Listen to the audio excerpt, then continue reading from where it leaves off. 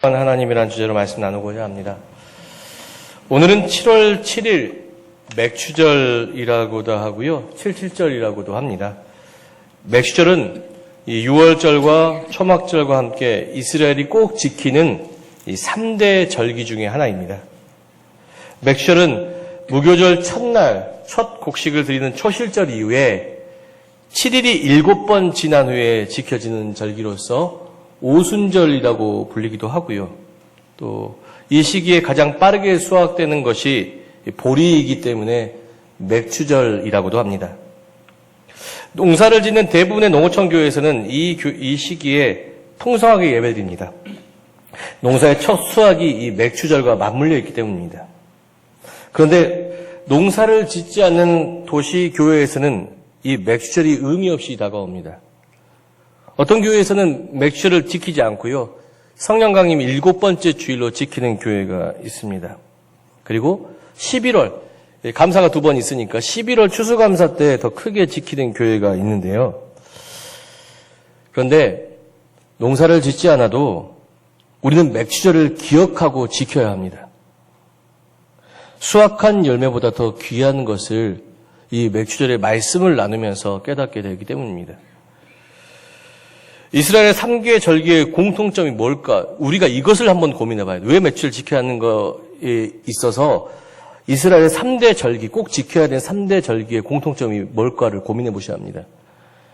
이 절기의 공통점은 뭡니까? 바로 출애굽 사건입니다.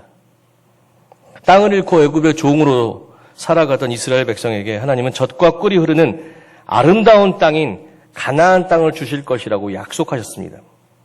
하나님의 약속에 의지한 수많은 이스라엘 백성들이 이스라엘을 떠나서 가나안으로 향했습니다.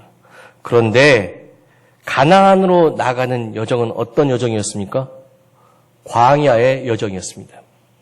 마실 것도 먹을 것도 없고 수고해도 열매 맺을 수 없는 극한의 결핍을 경험할 수 있는 광야. 바로 그것으로 하나님은 인도하셨다는 것입니다. 하나님은 자신을 믿고 의지하는 자를 광야로 인도하십니다. 아브라함도 그랬고 모세도 그랬고 이스라엘 백성도 그랬고 엘리야도 그랬고 세례자 요한도 그랬고 예수님도 그랬습니다. 저마다 사연은 달랐지만 그들은 광야 속에서 이 결핍의 장소 속에서 회복을 경험했다라는 사실이에요. 아브라함은 광야에서 100세의 나이에 이삭을 얻었고 모세는 광야에서 도망자의 신분에서 민족의 지도자가 되었습니다. 영적으로 완전히 침체했던 엘리야 어떻습니까? 그도 광야에서 다시 회복되었습니다. 예수 그리스도 시험을 이기고 인간이 아니라 하나님의 아들로 다시 나신 것이 어디십니까? 바로 광야입니다. 그들이 광야에 들어간 이유는 달랐지만 분명한 것은 그들이 모두 광야에서 회복되어졌다는 것입니다. 맥추절의 의미도 마찬가지입니다. 맥추절의 첫 열매는 좋은 땅에서 맺어진 열매가 아닙니다. 열매를 맺을 수 없는 척박한 땅에서 얻은 첫 열매를 기념하는 것이, 기뻐하는 것이 바로 맥추절입니다. 그렇다면 의문이 생깁니다. 메마른 땅 그 광야에서 어떻게 열매를 맺을 수 있었을까요? 저는 그 해답을 에스겔서 36장 34절에서 36절의 말씀을 통해서 찾게 되었습니다. 함께 봉독하겠습니다.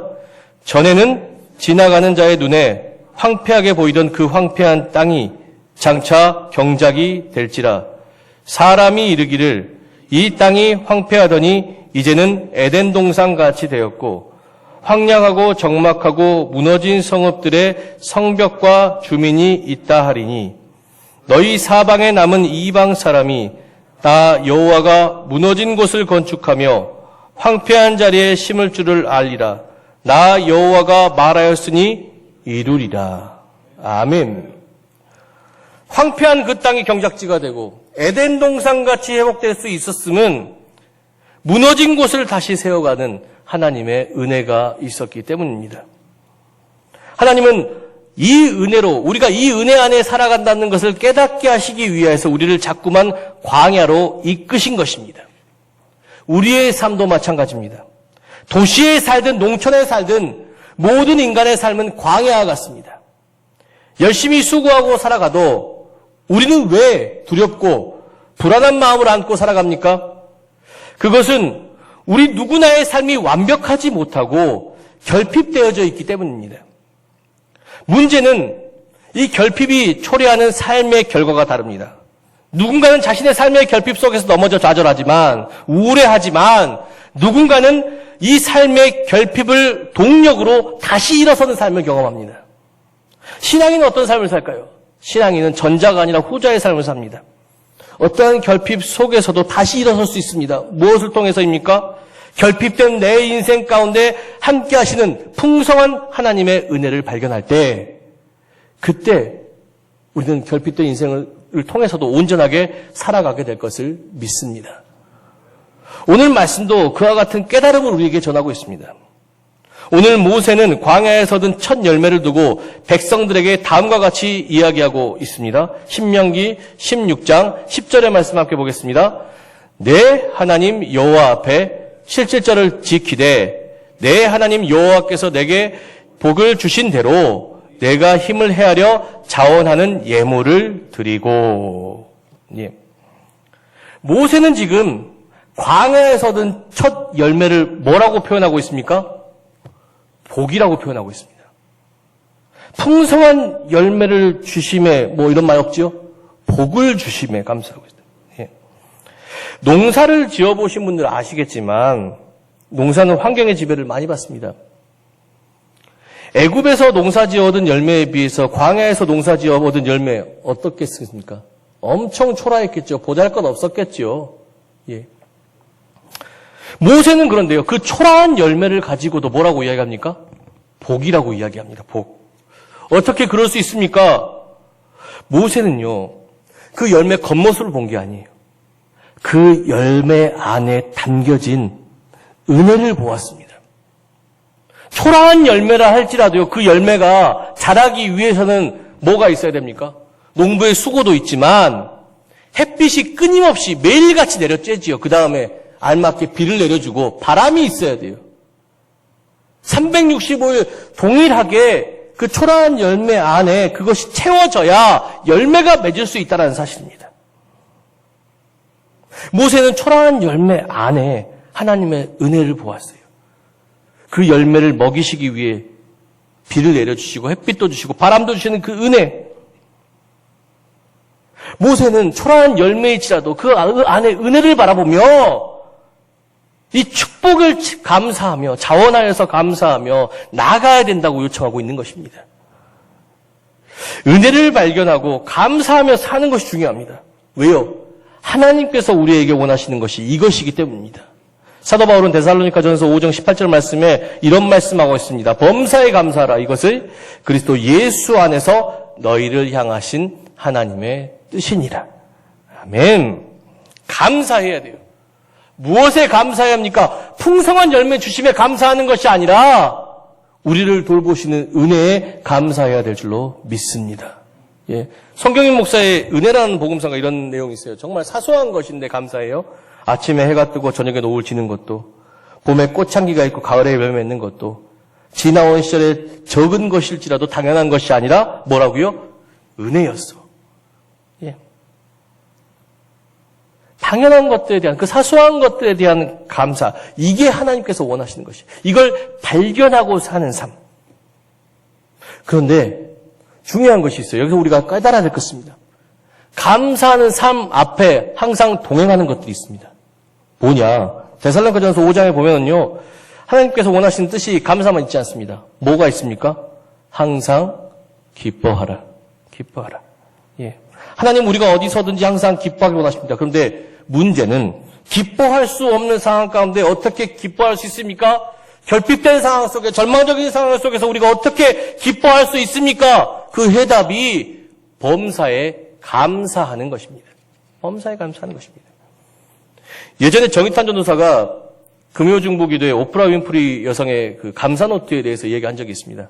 정의탄 전도사를 위해서 기도해 주십시오. 양손이 부러졌는데 지금 많이 좋아지고 있습니다. 이번 주까지 좀 쉬고 있는데요. 위해서 기도해 주십시오. 오프라 윈프리는 미국 여성 중에 가장 큰 영향력을 지닌 방송인이자 재산이 3조 원이랍니다. 3조 원 이상의 부를 소유한 미국의 흑인 여성 중에 가장 큰 성공을 거둔 여성이라고 합니다. 그런데 그녀가 처음부터 이렇게 풍성한 삶을 살았던 건 아닙니다. 그녀는 차별받은 흑인이었고 어린 시절 부모에게 버림받아서 할머니 손에서 자랐던 여인이었고 또 자라서는 사촌 오빠에게 성폭행을 당했습니다. 그래서 어렸을 적부터 미혼모로 살아가야 했습니다. 그녀 이런 삶과 어떤 기쁨도 찾을 수가 없었어요. 그래서 그녀는 무엇을 의지했냐면 마약을 의지했습니다. 그래서 20대 때는 마약 중독자로 살아가야 했습니다. 기쁨이라고는 하나도 없는 그녀의 삶이 변화됐던 것은 다시 돌아온 아버지께서 전해준 성경책과 감사일기라고 그녀는 자서전에서 기록합니다. 오프라 위프리는 성경 말씀을 읽으면서 다시 한번 자신을 돌보시는 하나님의 은혜에 대해서 깨달았습니다. 그리고 아주 적은 일에서부터 감사하며 감사일기를 적었습니다. 그런데 이 감사일기를 쓰면서 그녀의 삶이 놀랍게 변화된 것입니다. 하찮을 것 같았던 그녀의 삶이 귀중하게 여겨지기 시작했어요. 감사하면서부터. 자신의 삶이 귀중하게 여겨졌고 또 부정적이었던 그녀의 삶이 긍정적으로 바뀌기 시작했어요. 좋은 일들만 가득한 날. 나쁜 일들만 가득한 게 아니구나. 좋은 일들만 가득하구나. 그러면서 뭐가 생겼어요? 용기가 생겼어요. 하나님께서 나를 도와주실 것을 믿습니다. 그래서 도전했어요. 이 여인의 꿈이 뭐였냐면 아나운서가 꿈이었어요. 그 지방 작은 방송국에 도전했습니다. 계속해서 실패했지만 안 되는 게 어디 있어요? 할 수 있으면 주 안에서는 모든 것을 할 수 있습니다. 끊임없이 도전했던 결과 지역의 작은 방송국의 리포터를 맡게 됐습니다. 근데 그 적은 일도 감사했어요. 이것이 주어졌다는 것에 감사하며 최선을 다해서 일했던 결과 미국에서 유명한 앵커 아나운서가 되었어요. 그래서 지금 결과 어떻게 됐습니까? 그녀의 삶은 실패한 인생으로 사는 것이 아니라 성공한 인생으로 삶이 완전히 변화됐다는 것입니다. 그런 그녀가 자서전에서 이런 고백을 합니다. 삶이, 그녀 자서전에 써있는 그 글을 그대로 읽어드립니다. 삶이 당신에게 어떤 것을 보여주든 감사할 때 당신의 진동이 바뀐다는 것을 확실히 알고 있다. 당신이 이미 가지고 있는 모든 것들을 알아차리되 갖지 못한 것들은 신경 쓰지 않고 그리고 가진 것들에 대해서 감사할 때 이로운 진동이 더 많이 발생하게 된다. 여기에서 우리가 기억하고 잊지 말아야 될 첫 번째 깨달음이 있습니다. 결핍된 인생의 회복은 감사에 있습니다. 무엇이 우리를 불행하게 합니까? 이미 가진 것을 당연하게 여기며 가지지 못한 것에 대한 동경을 가지고 살아가는 마음 때문입니다. 언제나 결핍되어진 마음은 우리를 불행하게 합니다. 그러나 모세는 주신 첫 열매를 축복이라고 표현했습니다. 광야에서 자란 그 초라한 열매를 모세는 축복이라고 이야기하십니다. 모세는 그 열매의 겉모습을 본 게 아니라 그 안에 담겨진 하나님의 은혜, 앞서 말했듯이 바람과 햇빛과 비로 먹이신 하나님의 은혜를 보았기 때문입니다. 모세가 하나님께 감사하고 살라는 것은 열매의 수확과 풍성하게 기쁨이 아니라 광야에서도 열매 맺으시는 하나님의 은혜, 돌보시고 먹이시고 지키시는 하나님의 은혜가 우리 가운데 있음을 항상 기억하며 살라는 것입니다. 우리 모든 인생도 그렇습니다. 보잘것없는 인생이라 할지라도 하나님의 은혜가 함께하고 있습니다. 황폐한 곳에서 좋은 열매를 맺으신 하나님의 은혜. 우리가 그 은혜를 알게 됐을 때 우리의 삶에 놀라운 변화가 있습니다. 감사와 기쁨과 삶의 변화는 상관관계가 있습니다. 분명합니다. 멀린 캐러더스라는 사람이 쓴 감사의 능력이라는 책에 이런 내용이 있습니다. 그 내용 그대로 읽어드립니다. 감사의 능력은 모든 것이 합력하여 선을 이룬다라는 성경의 진리를 우리 삶에 적용할 때 시작됩니다.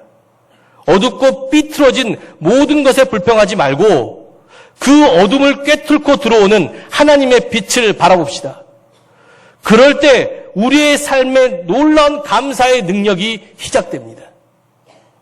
사랑하는 성도 여러분, 결핍된 우리의 삶의 회복은 하나님의 은혜를 바라볼 수 있는 감사가 시작되었을 때 출발합니다. 주어진 삶의 불평하기보다 그 삶을 뚫고 들어오는 반드시 합력하여 선을 이루시는, 반드시 광야에서도 열매를 맺으시는 하나님의 은혜에 감사하며 기쁘게 살아갈 때 절망적인 우리의 삶이 희망으로 변화되게 될 것을 믿습니다. 실패했던 우리의 삶이 성공적으로 변화될 것을 믿습니다. 예.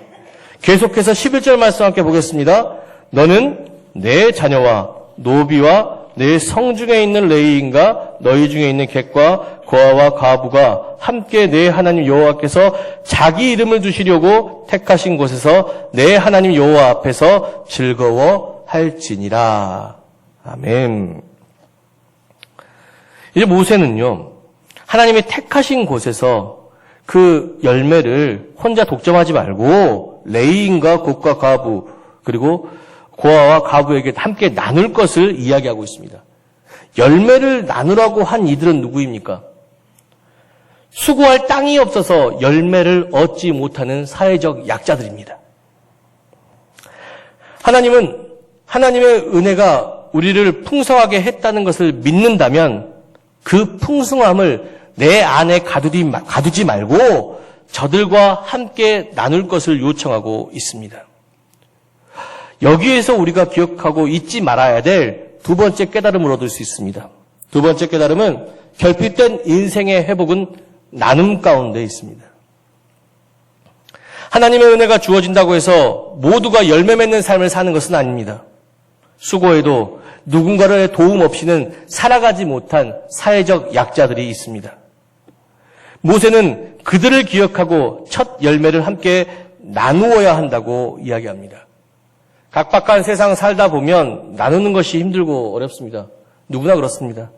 인간의 본성이 이기적이기 때문입니다. 그러나 하나님의 마음을 품는 자, 하나님의 마음은 무엇입니까? 사랑일 줄로 믿습니다. 함께 아파하고 함께 슬퍼하고 함께 배고파하는 그 마음이 있는 자라면 이 본성을 이겨내고 내 안에 있는 이기적인 본성을 이겨내고 주님의 마음으로 나누어야 한다고 이야기합니다. 나눌 때 결핍된 나 자신만 회복되는 것이 아니라 결핍되어진 이 땅의 모든 사람들이 풍요롭게 채워지는 놀라운 기적이 나타나게 됩니다. 여러분, 오병이어의 기적을 잘 아시지요? 배고픈 5천 명을 풍성하게 먹인 그 기적의 사건의 시작은 한 아이의 나눔이었습니다. 오병이어의 도시락 하나. 주님께서 결핍된 우리의 인생을 풍성하게 하신 것처럼 우리도 누군가의 결핍된 인생을 풍성하게 채워줄 수 있다라는 사실입니다. 저는 그런 경험이 있습니다. 저의 첫 목회지는 전남 완도에 있는 보길도에 있는 조그만 섬 교회입니다. 처음 지역에 신방하면서 지역의 독거노인과 특히 이 섬에는요, 부모가 없는 조부모 밑에서 자란 조선가정 아이들이 진짜 많습니다. 그런데 제대로 먹지도 입지도 못하는 경우가 상당히 많아요. 예. 이 독거노인들도요, 지원이 안 되는 독거노인들이 자녀가 있으면 지원이 안 됩니다. 지원이 안 돼서 너무나 처절하게 사시는 어떤 어르신들은 쓰레기통을 뒤져서 그 음식을 갖고 먹으시는, 저 이해되지 않으시지만 진짜 그런 어르신들이 계십니다. 도울 방법이 없나 고민했지만 당시 보길도는 태풍으로 인해서 주업인 전복 사업에 어려움이 있었던 탓에 경제적으로 지역도 어려웠고 교회도 어려웠습니다. 저 역시도 그때 당시에 한 달에 사례비를 잘 못 받던 실정이었습니다. 돕기에는 역부족이었는데 돕고 싶었어요. 그래서 하나님 앞에 이 문제를 두고 기도했는데 하나님께 놀라운 지혜를 주셨습니다. 어느 날 이 문제를 안고 지역의 면사무소를 방문했는데 지역 면사무소 사회복지사가 라면 하나가 독거노인들에게 한 끼 식사가 될 수 있다라는 것을 들려주었습니다. 그 라면 하나 얼마 안 되는데 돌아가는 길에 뭘 했냐면 라면 한 봉지를 샀어요. 신라면 한 봉지를 사서 또 제단 위에 두고 기도했습니다. 기도하고 그 다음 주에 당회랑 만났어요. 당회랑 만나서 우리 라면 한 봉지씩 합시다. 성도가 70명인데 당시 교인들 70명이었거든요. 70명이 라면 한 봉지씩 하면 70봉지, 적어도 70명의 어르신들은 식사 한 끼를 대접할 수 있을 것 같습니다. 라고 했어요. 당회에서 좋다고 해서 라면을 이제 교인들하고 모으기 시작했죠. 그래도 어려운 상황 속에서 라면 한 봉지는 그렇게 우리가 크게 큰 액수가 아니기 때문에 라면이 금방 모였습니다. 그런데 놀라운 일은 그 다음에 시작됐어요. 어느 날 새벽에 새벽 기도를 나갔는데 교회 앞에 라면 한 상자가 놓여 있더라고요. 이게 뭔가 해서 성도들한테 물어 성도들은 자기가 낸 게 아니래요. 나중에 알고 보니까 교회에서 이런 일을 한다니까 교회 주변의 이웃들이 한 상자 한 상씩 보내오신 것입니다. 예, 그렇게 모았던 것이 이제 사진 한번 보여주시겠습니까? 그렇게 모았던 것이 70봉지만 생각했던 것이 48상자가 됐어요. 48상자가 돼서 지역민들, 독거노인들과 조선가정 아이들에게 보내줄 수 있었습니다. 그런데 더 놀라운 것은요, 이 라면 한 봉지의 사랑에 감동해서 여신도회가 나서기 시작했어요. 여신도회가 예산을 모으고 자체 예산을 모으고 또 집에 안 쓰는 물건들을 다 가져왔어요. 새 물건들, 좋은 물건 다 가져와서 바자를 열었습니다. 교회에서 반찬을 만들었어요. 그 액수를 가지고 반찬을 만들고 해가지고 플리마켓을 열었습니다. 근데 이 플리마켓을 진행하는 도중에 너무 감사했던 건 뭐냐면요. 마을의 부녀회가 교회가 이런 일을 한다는 것을 알고 또 부녀회가 같이 동참해서 교회를 다니지 않는 부녀회가 같이 동참해서 플리마켓을 해가지고 수익금이 그때 한 250, 300만 원 정도 됐던 것 같아요. 그 수익금을 또 사회에 전달했죠. 면사무소에 전달했지요. 또 당에서도 가만히 있지 않아서 당에 그때 당시 헌금의 3%를 구분해서 매달마다 지역에 전달하게 되었습니다. 그 결과 지역에 소외되는 많은 이웃들을 도울 수 있게 되었고 또 좋은 마을을 만들어갈 수 있는 그런 운동이 시작되었습니다. 또 놀라운 것은요. 교회가 어렵다고 했지 않습니까? 그렇죠? 교회가 어렵다고 했는데 우리 교회가 이렇게 하면서 점점 복일 동북이 그렇게 해가면서 교회에 새로운 사람들이 점점 들어오기 시작, 교회가 부흥하기 시작한 거죠. 그때부터 복일 동부교회가 부흥하기 시작한 것입니다. 이게 진짜 교회라고 지역민들이 알게 되셨어요. 그래서 많은 성도들이 오게 된 걸 경험하게 됐습니다. 이 모든 기적의 시작이 뭐부터 시작됐습니까? 라면 한 봉지. 라면 한 봉지부터 시작됐어요. 라면 한 봉지를 정말 하나님 앞에 내어드렸어요. 그리고 기도했는데 그게 놀랍게 여신도의 섬김과 전 교인의 섬김으로 다가오게 됐고 그것이 결국 복일도의 어려운 이웃들을 다 먹이고 지금도 복일도는 저렇게 지역을 섬기고 지역에서 칭찬받는 교회로 성장하고 있습니다. 저는 전주 신광교회도 이 은혜가 함께할 줄, 이 기적이 함께할 줄로 믿습니다. 기도하겠습니다. 저는 또 함께 하겠고요. 여러분들에게 보잘것없는 그 하나의 열매가 누군가에게는 풍성한 열매로 다가가게 될 것을 믿습니다. 사랑하는 성도 여러분, 우리가 가진 열매가 보잘것이 없더라도 소외되고 어려운 이웃을 위해 그것을 내려놓고 나눌 때 그 열매는 한 영혼을 풍성하게 하는 놀라운 능력이 되어 다가오게 될 줄로 믿습니다. 그것이 우리 삶을 또 풍성하게 하는 거죠. 결핍된 인생의 진정한 회복은 감사와 나눔에 있습니다. 2024년 매추 감사주일, 우리는 이것을 기억하며 실천하며 살아가시길 원합니다. 결핍된 인생이 주님을 아는 여러분들을 통해서 반드시 회복될 것을 믿습니다. 그러니 주신 것에 그것이 화려하든 보잘것없든 아까 얘기했잖아요. 그 안에 담겨진 하나님의 은혜. 그것을 키워내기 위해서 그 안에 끊임없이 햇빛을 주시고 바람을 주시고 비를 주셨던 그 하나님의 은혜에 감사하며 또 내 삶도 그렇습니다. 하나님께서 끊임없이 은혜를 부어주고 계십니다. 내 삶이 보잘것없는 삶이 아니라 가치 있는 삶, 하나님께 지금도 바라보시는 삶이라는 것을 언제나 기억하며 기쁘게 살아가시는 여러분들이 되시길 원하고 또한 결핍된 인생을 사는 이웃을 돌아보십시오. 내 부족한 것이 그게 풍성한 것으로 다가가게 될 줄로 믿습니다. 내가 나눌 때, 내가 그 사랑을 나눌 때 그렇게 될 줄로 믿습니다. 그렇게 결핍된 인생 가운데 풍성한 하나님을 경험하고 살아가시는 저와 여러분 되시기를 주님의 이름으로 간절히 축원합니다. 기도하겠습니다. 사랑과 은총의 주님, 우리는 누군가의 돌봄이 없이는 살아갈 수 없는 결핍된 인생임을 고백합니다. 우리를 돌보시고 풍성하게 하신 하나님의 은혜는 언제나 우리와 함께 하십니다. 우리가 사소한 것에서부터 감사하며 이 은혜를 발견하고 내 인생의 소중함을 깨닫고 기쁘게 살아가는 존재가 되게 하여 주시옵소서. 또한 우리의 나눔이 결핍된 인생 하나를 구원할 줄로 믿습니다. 결핍된 그들을 돌볼 책임, 사회적 약자를 돌볼 책임이 교회에 있음을 항상 기억하며 보잘것없는 오병이어도 저들을 위해 내려놓으며 내 적은 것으로 저들을 풍성하게 하는 존재가 되게 하여 주시옵소서. 맥주 감사주일, 화려한 수확물에 만족하기보다 감사와 나눔을 통해 하나님의 안에서 기뻐할 수 있는 모두가 되게 하여 주시옵소서. 우리와 함께 하시고 도우시는 예수 그리스도의 이름으로 간절히 기도드렸습니다. 아멘.